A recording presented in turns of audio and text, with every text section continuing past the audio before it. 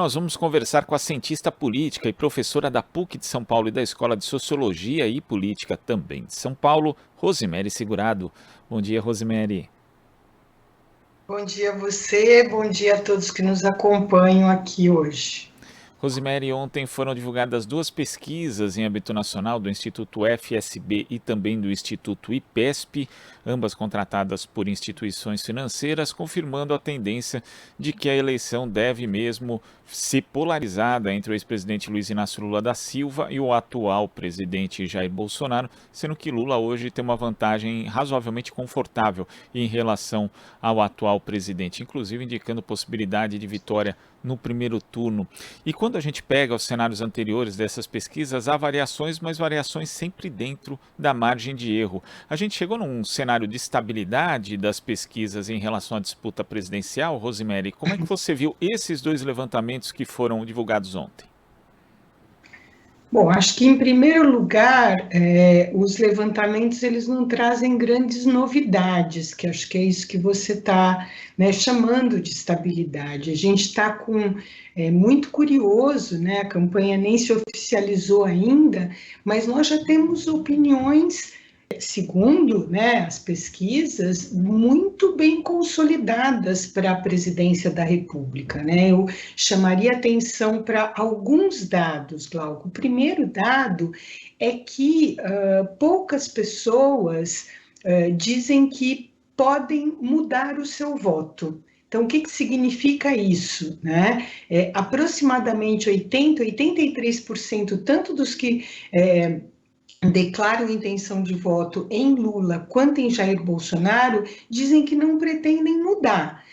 Somado a esse dado, nós temos um baixíssimo número de indecisos, aproximadamente 4%. Então, isso dá um cenário bastante engessado, né, tanto para cima quanto para baixo. Claro que algum evento extraordinário, né, nesses 70 dias aí que nos distanciou da eleição, pode alterar essa percepção, mas por enquanto é o que nós estamos vendo, né? Então eu acho que assim o cenário é bastante consolidado, o que mostra, né, que não há espaço para uma outra candidatura se desenvolver e talvez em uma dessas pesquisas, a pior notícia seja para a senadora Simone Tebet, que nas simulações de segundo turno é a única entre Lula,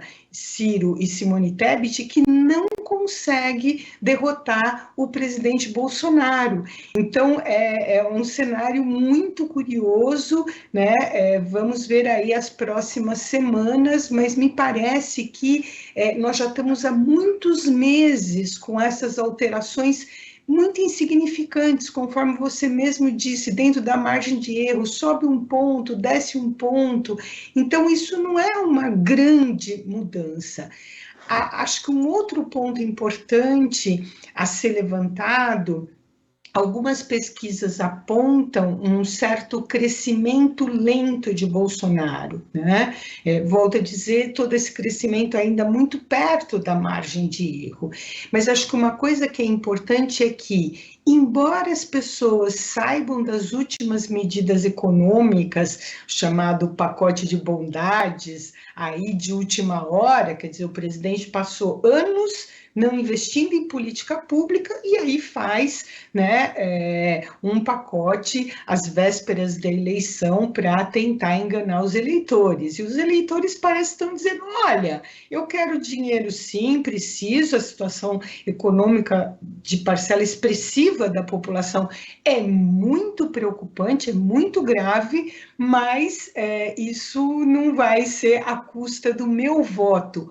Por enquanto, claro, esses valores serão recebidos, né, ainda, então isso pode se alterar, mas por enquanto o que a gente vê tem conhecimento, a população tem conhecimento desses recursos que virão, mas isso não está alterando a sua preferência já anunciada em pesquisas anteriores.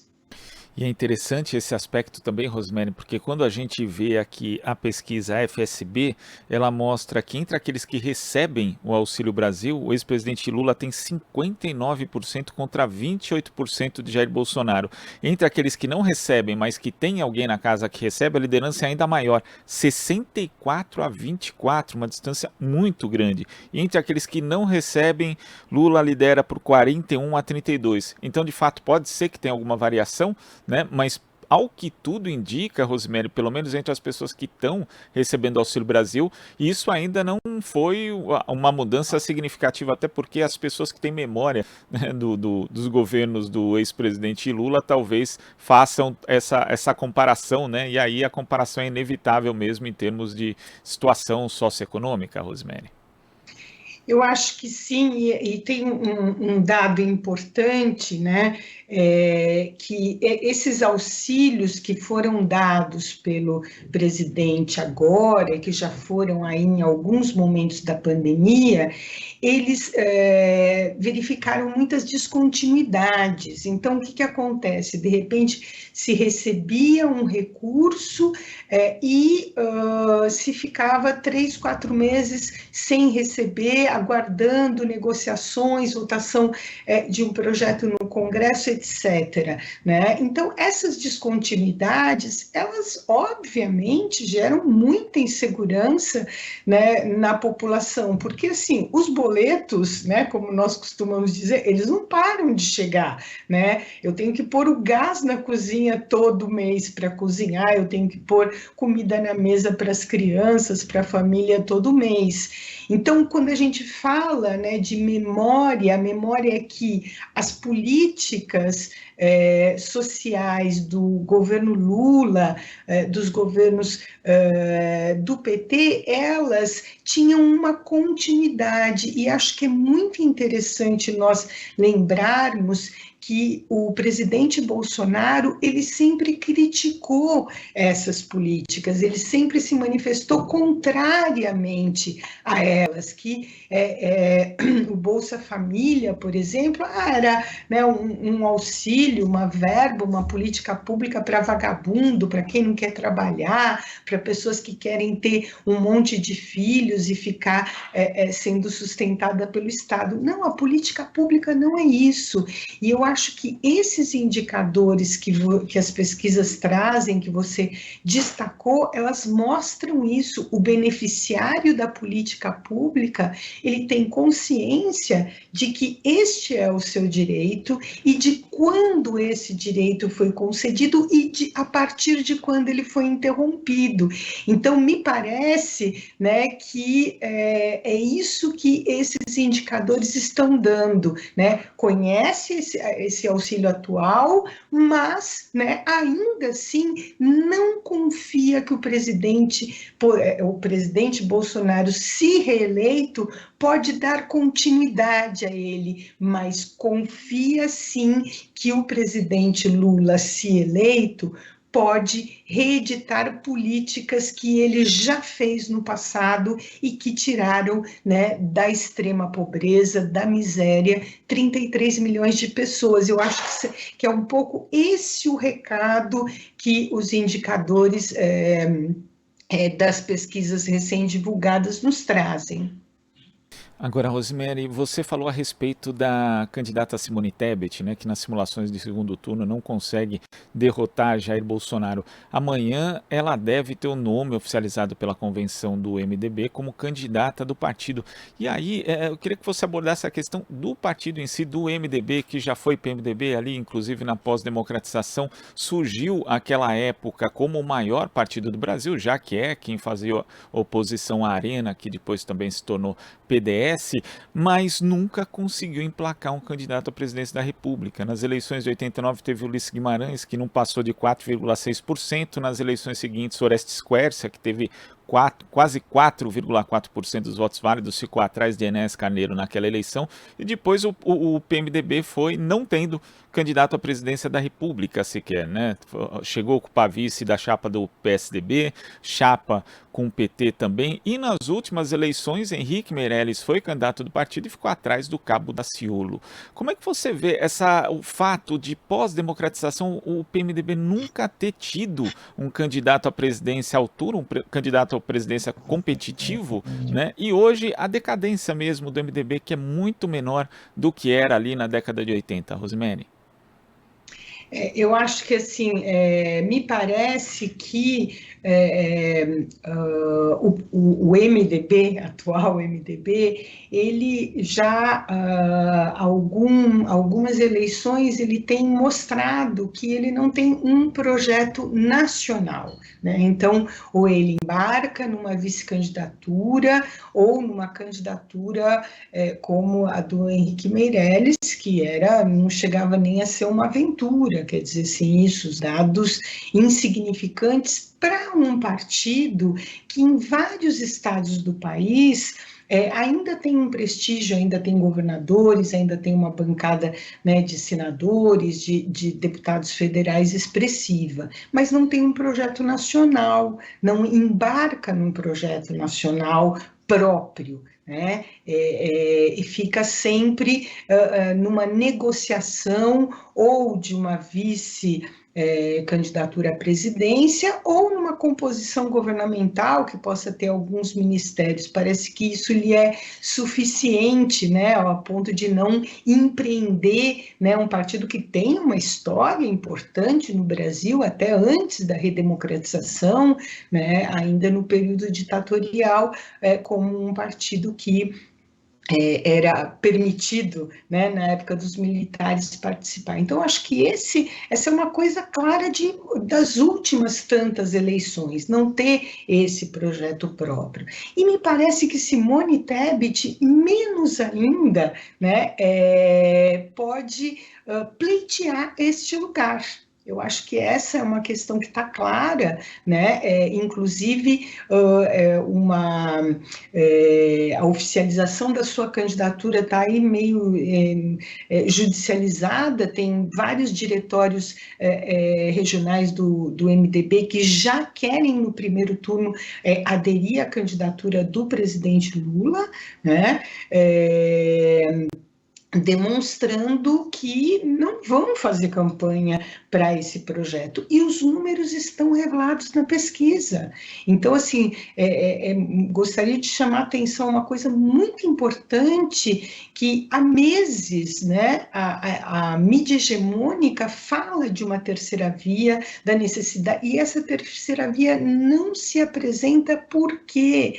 Porque não há nenhum candidato, não há até esse momento, né, nenhum candidato, não há e não haverá, porque se não há até esse momento, certamente é impossível se construir isso nos poucos dias que nos restam para a oficialização, né, final das candidaturas, que possa fazer frente a essas duas candidaturas que estão muito consolidadas na memória do eleitorado, a esses dois projetos que estão muito presentes no debate político nacional.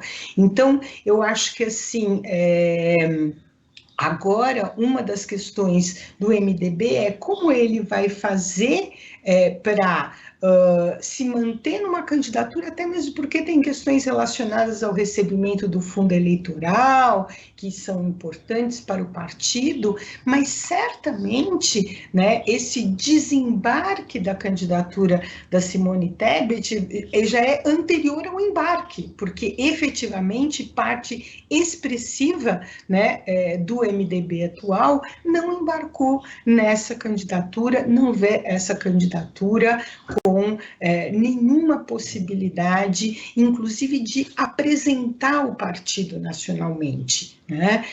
Então, eu acho que a senadora fica numa situação muito muito ruim, né, numa situação muito desconfortável dentro desse cenário atual, sem nenhuma chance. Acho que as pesquisas estão mostrando exatamente isso, e mais, volto a dizer, né, sem nenhuma chance, inclusive caso ela fosse para o segundo turno, é a única candidata que não derrotaria Bolsonaro. Então, as pessoas olham esses dados e falam assim, não, essa aventura nós não vamos, né, entrar nesse momento em que o país precisa, né, sim, se posicionar claramente a esses dois projetos que estão se apresentando nessas eleições. E isso também é outra característica do PMDB no decorrer da história, chegar dividido a uma eleição, já que mesmo quando teve candidato próprio, boa parte dos integrantes do partido aderiam a outras candidaturas, né, durante as eleições presidenciais dos últimos tempos, mas também é uma característica dos partidos de uma forma geral, né, Rosemary, com poucas exceções, porque no fim das contas, pelo nosso quadro partidário, pela fundamentação, né, da política institucional brasileira, institucional partidária no caso, a política local acaba sendo determinante também, às vezes, para apoios em nível nacional. Com certeza, eu acho que você tocou num ponto que é fundamental, né? Quer dizer, a política local, a política regional, ela acaba sendo decisiva, né? E praticamente definitiva quando nós estamos numa rede de apoios assim. Então, por exemplo, o que um candidato do MDB, né, determinado estado olha, quer dizer assim, quem vai alavancar a minha candidatura? Né? É a candidata Simone Tebet, ou por exemplo, como vários têm dito, ou o ex-presidente Lula candidato nas próximas eleições. Quer dizer, e nós estamos vendo esses efeitos, algumas pesquisas estão mostrando que a influência de Lula em algumas regiões, ela tem sido decisiva para os candidatos a governador. Então, obviamente, né, aquele candidato do MDB no seu estado, aquela aliança, né, aqueles acordos políticos locais, estão olhando isso para a sua própria sobrevivência regional. Então, por que eu vou apostar numa candidatura que não decolou, não tem chances de decolar, perder tempo e não me colar, não associar a minha imagem numa eleição local, numa candidatura que tem um crescimento, que tem uma projeção e que pode, né, trazer dividendos, o prestígio dessa candidatura, né, no caso daqueles que querem apoiar o presidente Lula, o ex-presidente Lula, o prestígio dele agregar votos, agregar apoios. Então, no plano regional, obviamente que essas candidaturas estão de olho nisso, porque eu vou trocar, né, num ditado popular, o certo pelo duvidoso, e aqui, inclusive, eu diria, nem duvidoso porque nós estamos aí, né, há meses com esse ensaio de Tebet tentando empurrar, tentando fazer o seu nome, né, prevalecer, mas efetivamente com poucas chances disso ocorrer, conforme os cenários apontados pelas pesquisas, e eu não estou dizendo dessas últimas pesquisas, né, desde que o seu nome foi inserido nas pesquisas há alguns meses aí atrás. Rosemary, queria agradecer a sua participação aqui no nosso Jornal Brasil Atual de hoje. Até a próxima. Até a próxima. Bom dia a você e a todos que nos ouvem. Bom dia. Conversamos aqui com a cientista política, professora da PUC de São Paulo e da Escola de Sociologia e Política de São Paulo, Rosemary Segurado. Estamos apresentando Jornal Brasil Atual. As notícias que os outros não dão.